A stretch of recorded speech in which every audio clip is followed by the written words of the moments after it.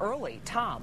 Well, Glenda and Stephen, this is a very interesting strategy that's going to go forward tomorrow. Here's the deal. Kwame Kilpatrick's legal team will ask a judge here in federal court to give him bond, which means he would then be transferred to state court, which means he could then begin the parole evaluation process.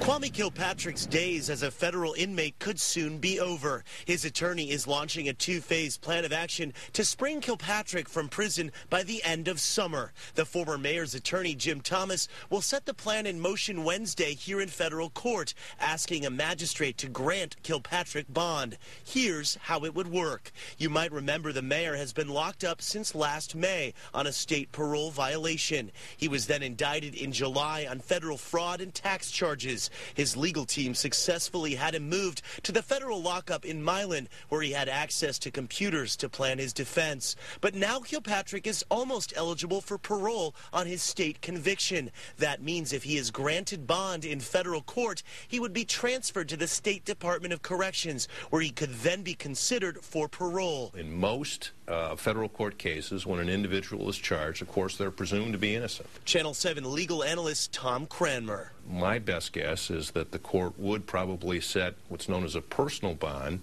meaning that the individual, in this case the former mayor, wouldn't have to post any money in order to be released, but in fact would have to promise to return as and when directed by the court or forfeit the amount of bond, whatever that may be set at. And it sounds like it may be set at $100,000. Cranmer says Kilpatrick has a good shot at parole. It's hard to know exactly what may happen, but I think it is likely at some point in time that the mayor is going to be released from state court custody, and after he's released, then I think it's also likely that he would be released on bond pending the outcome of the federal court case.